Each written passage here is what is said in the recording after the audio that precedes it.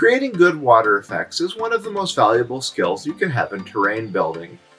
Whether you're building ponds, streams, rivers, marshes, or waterfalls, convincing water effects really do go a long way to make your terrain look spectacular. But, up until now, achieving good effects with water can be pretty difficult. Traditional products for achieving water effects can be slow, messy, and very frustrating to use. And if you're working to a deadline or trying to get ready for a big event, then waiting for water effects to cure can be a real pain, and it can disrupt your workflow. But what if there was a faster option? Well, I'm happy to say, now there is. Today we're putting Let's UV curing resin to the test to find out whether it can replace traditional water products for wargaming terrain and dioramas. And rather than simply reading specifications off the box, I'm gonna put it through 3 practical terrain building challenges. First, I'm gonna make a modular gaming pond. Then, I'm gonna make a tabletop waterfall. And finally, I'm gonna build a lava flow. Because if a product can survive being turned into molten rock, it's probably worth talking about. Miniature Landscape Hobbies is proudly supported by these sponsors. Let's face it, water is surprisingly difficult to represent in miniature. The first challenge is obvious, the properties of water itself. It's a liquid, and you really can't realistically use a real liquid on your terrain, unless maybe you want to replace it all the time. The second challenge is much more interesting. Everyone knows exactly what water looks like. You probably don't see 7-foot-tall genetically engineered super soldiers every day, so your brain has some flexibility when looking at miniatures of these subjects. Water is different.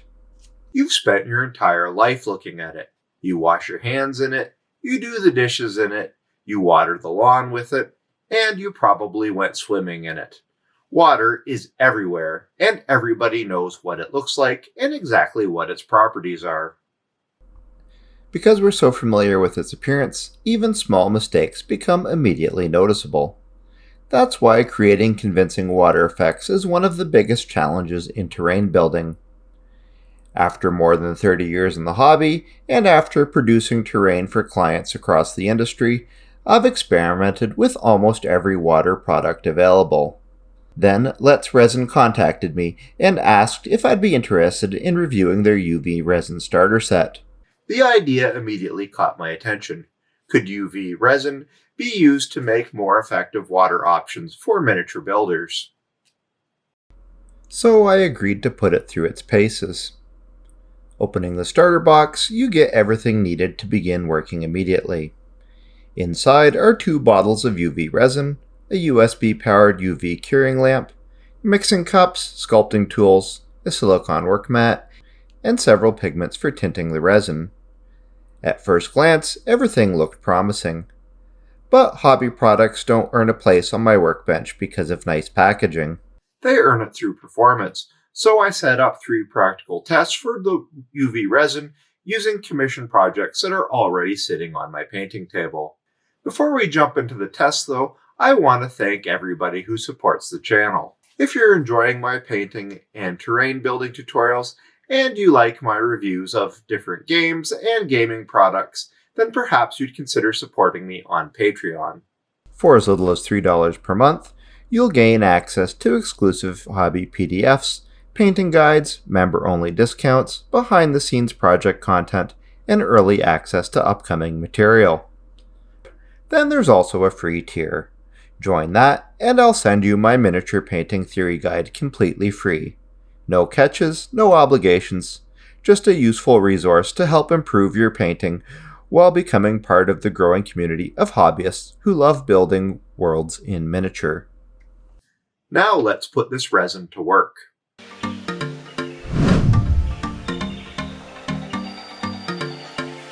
The first test is probably the most common and practical for miniature builders. Creating a scatter-based pond that can sit right on your tabletop. I started with a 3D printed pond and prepared it exactly as I would any other commission piece. The model was based, textured, primed, and then dry brushed using various earth tones and grays to establish the surrounding ground and stonework. Once that was complete, it was time to create the illusion of depth.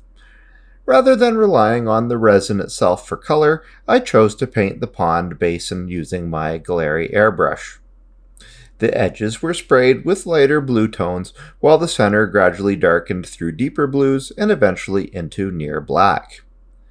This simple color transition tricks the eye into seeing depth where none actually exists.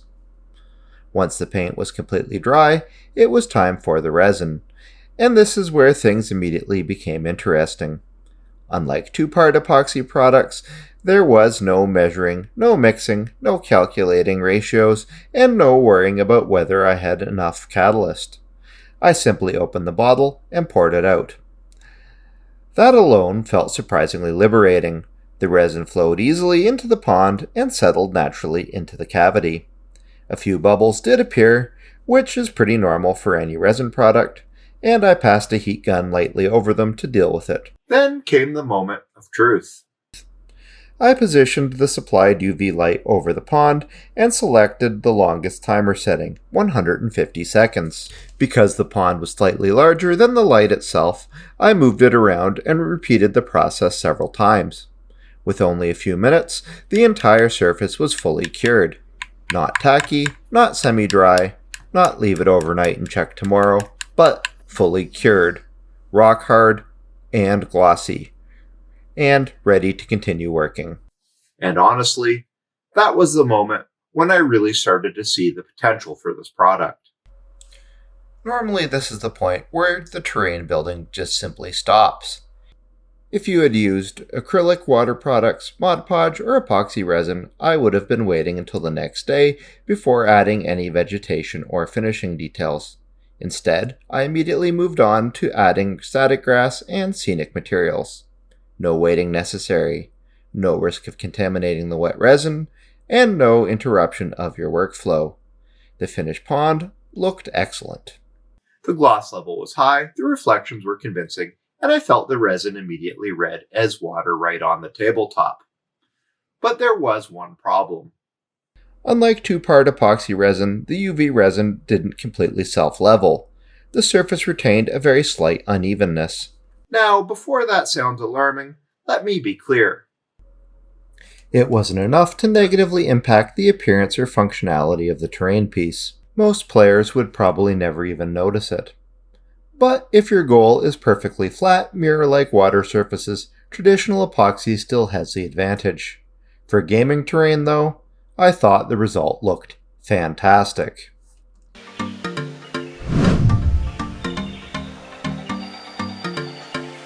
For the second challenge, I wanted to see how the resin handled vertical surfaces. Building model waterfalls can be surprisingly difficult. Most products run off the vertical surface completely, or take multiple stages to build. For this build, I kept things simple. I used crumpled clear plastic packaging material to create the waterfall structure. After building the surrounding cliff face, I used small amounts of UV resin as an adhesive to attach the plastic sheet to both the top and the bottom of the waterfall. The resin cured quickly and held everything firmly in place. Then I began applying the resin directly to the clear plastic. And this is where one of the product's weaknesses suddenly became one of its greatest strengths. The viscosity that prevented perfect self-leveling in the pond now allowed the resin to cling beautifully to the vertical surface. This process took slightly longer than the pond because there was simply more material involved and more angles that needed exposure. Even so, the entire waterfall was completed in perhaps 3 or 4 minutes. When cured, it was completely rigid. I then dry brushed a small amount of white paint across the raised folds to represent foam and turbulence. And that was it. I was finished. Honestly, I had budgeted an entire evening for this job, but in truth, the whole process from start to finish really only took about 10 minutes, and I thought the result looked spectacular. I mean, really spectacular. I don't think the photographs actually did it justice. The transparency, gloss, and texture combine to create something that genuinely looked like moving water. If you'd like to learn about the gaming table this waterfall is part of, you'll have to stay tuned. It's one section of a massive Lord of the Rings commission project that will be getting its own multi-part series in the near future.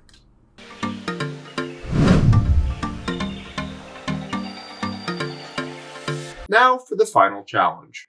I thought the resin made really convincing water, but I thought I'd up the ante by seeing if I could make it look like something else. In this case, I'd make it look like lava. I began by building a volcano from insulation foam and painting it as I normally would. By this point, I already knew that the resin had excellent gloss and enough viscosity to cling to vertical surfaces. The question was whether I could create convincing molten rock. My first attempt was educational. I mixed batches of resin with red, orange, and yellow airbrush paint and began applying them to the volcano. Wanting strong color saturation, I mixed approximately 2/3 paint to 1/3 resin. That turned out to be a bit of a mistake. The result was essentially a gummy paint paste. It eventually cured, but it took longer than expected, and it didn't really look like lava. Fortunately, this is where some experimentation paid off. Rather than stripping everything off and starting again, I applied a thick layer of clear resin over the colored surface and cured that instead. Instant improvement. The clear resin created depth and volume while the colors beneath appeared suspended in the glossy surface. Suddenly, it looked like molten rock. The gloss created the illusion of heat and movement, while the colored layers underneath suggested glowing magma. So can this resin be used for purposes other than creating water? Absolutely.